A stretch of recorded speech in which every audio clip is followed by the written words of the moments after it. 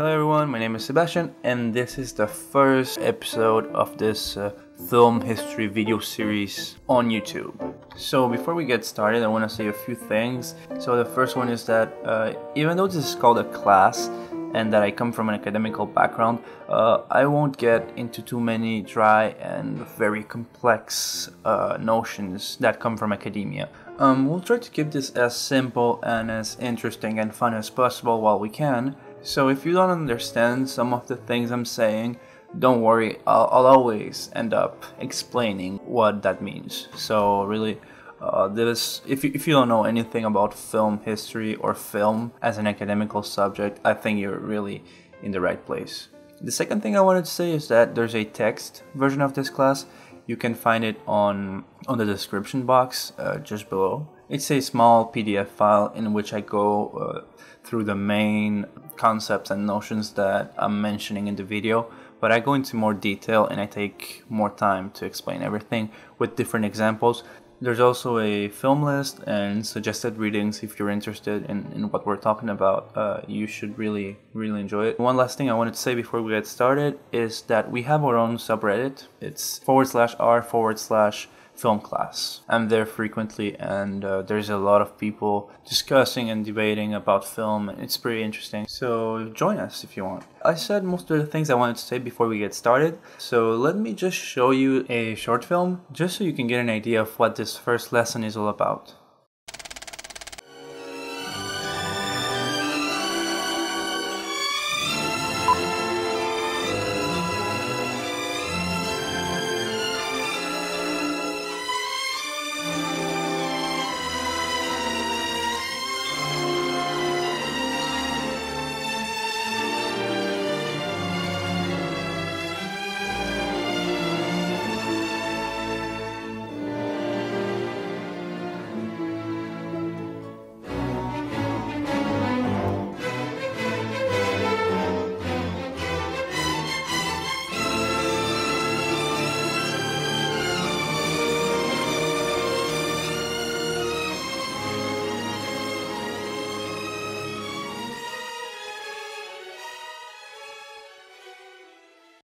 That's interesting, right? That's a very interesting short movie because it seems to be a very old film, right? It seems to be a film made with a very old camera, but as you can tell, it's not. It's not an old film. It's actually made with an old camera, and not any old camera. It's a very specific camera. It's the cinématographe, which is this very famous invention by these two French inventors, Louis and Auguste Lumière.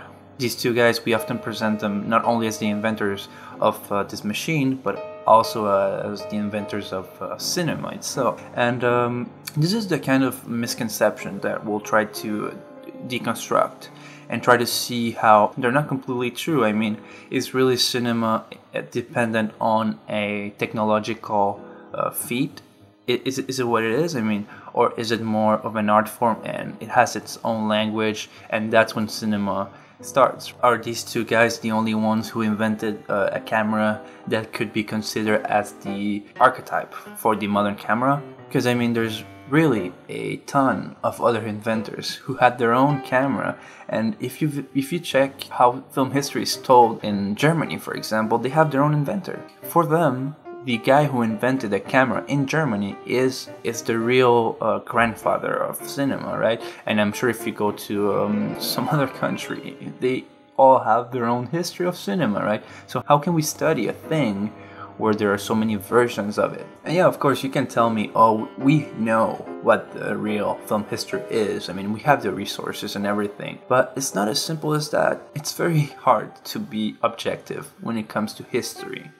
Even in this class, right? I mean, I'm talking about some filmmakers and some movements, but I'm forgetting a ton of them. There's a bunch of filmmakers that I just won't mention. And that's when the idea of a point of view becomes very important. So that's one thing you gotta keep in mind, alright? History is told from a point of view. That's very simple. That's the basic thing that you gotta be aware of when you're reading a book, when you're watching a documentary, or even when you're watching this video, right? There's a very clear point of view. I mean, I told you who I am. I come from an academical background, and here's this very specific way in which I'm gonna talk about film history. So just to illustrate the point I'm trying to make, I'm gonna show you a clip from a TV show. Nature's above art in that respect. L'aimer, aveuglément et par cœur. Idem avec les foules d'octobre. Et celles de Que Viva Mexico.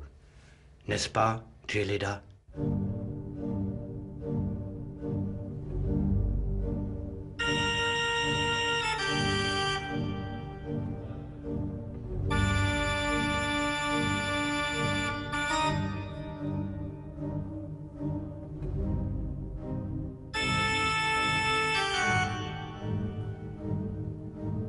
Idem avec les tramways de l'aurore. N'est-ce pas, Lord Eisner? Parce qu'oublié déjà. Interdit encore. Invisible toujours. Tel était notre cinéma. Et cela m'est resté. So I hope you weren't expecting something like Seinfeld or something like that, but this really is a TV series made by Jean-Luc Godard called Histoire du Cinéma, which means histories of cinema in plural, as if there were more than one history of cinema. And this is his.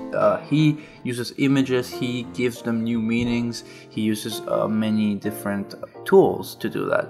Juxtaposing images, voiceover, flash frames, text. He puts text on them and he changes the text and gives the words a new meaning. And he's making reference to like Langlois, who is the co-founder of French Cinematheque. He's making a reference to Murnau, the German film director. He's making so many references, you know, it's really, really charged. It's really heavy. Just that little part I showed you, he's talking about so many things. And you have to watch it over and over to get it. But that's his way of telling the history of film. And it's a valid way of doing so. Still, there are problems that everyone comes across when they try to build a history of cinema. The first one I'm going to talk about is the support on which film depends. And when I say film, I'm talking about celluloid. And that's not an everlasting material. A great amount of films made with this material don't even exist anymore because it decays. It loses definition and you lose the images. And a great amount of them just burned during the war. So we lost a ton of films. I mean, you can build your film history upon journals, newspapers, books, testimonials from that time, but if you don't have the films themselves, how are you gonna study the art that you're interested in? So our understanding of history is based on what remains.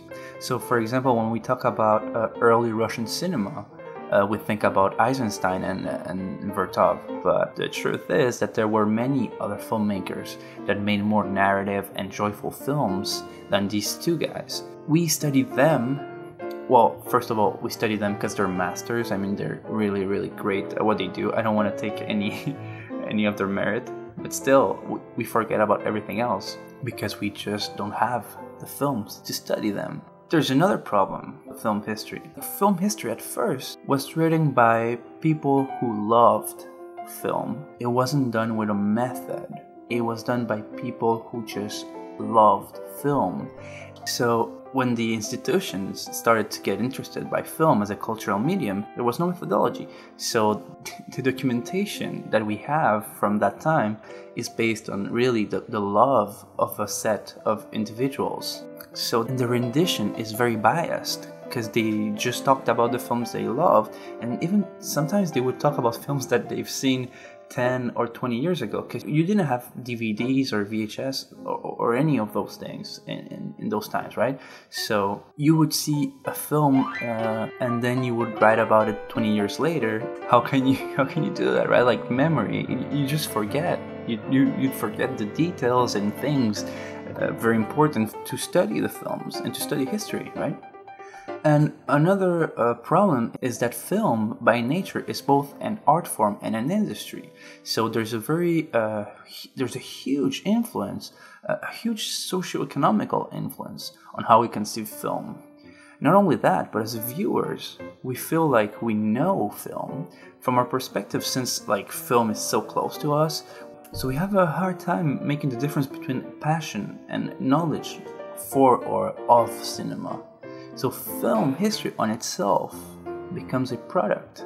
Like, those TV series like The Story of Film and Odyssey, or the movie Picasso and Black Go to the Movies, or this new movie with Keanu Reeves, Side by Side. Those are all movies that tell history in a different point of view, but these movies are made to be sold and to incite people to see them. So they're told in a way in which it's going to be interesting, and there's going to be action, right? And there's going to be plot twists, and stuff like that. It's going to be very story driven. But history is not like that. History is not a set of actions and consequences. It doesn't go from A to B. It's more of like a family tree. It's not a straight line. So that's very important to know. Those three problems by themselves, they show how much of film history is a construct, a social construct. And this makes it very hard for me, right? Because I'm telling you here that I'm gonna tell you the history of cinema. I'm gonna do it, that's for sure, but it's not gonna be easy, because I'm gonna forget a lot of things, and I'm gonna talk about the things I prefer, right?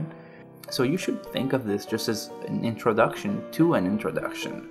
This is your starting point if you don't know anything, but from here you should go and search by yourself to build your own point of view on film history, your own understanding. We will find a common ground and understand each other. But the way you perceive film and the way you'll develop your passion for film, it's a very personal journey that you'll go through. And if it starts here, I'm glad. I'm very happy of that. But if it doesn't, I just hope I can give you a different take on film history. So one last thing I want to talk about is the idea of a film history canon. And for those who don't know what a canon is, an artistic canon is an ensemble of works of art that are considered as an accomplishment, so we consider them important. In the case of film history, when a film is part of the history canon, it becomes like a reference. We start to think, oh, this film influenced this and that, and we give them a lot of importance. This is another social construct, and there are many different kind of canons. There's, for example, your top 10 of films. For you, that's your canon of films. There's the IMDb top 100, which, if you ask me, is ridiculous. There's the Cahiers du Cinéma canon, the Positif canon, the Sight and Sound canon, Laurent Julier, What's a Good Film, Paul Schrader film canon.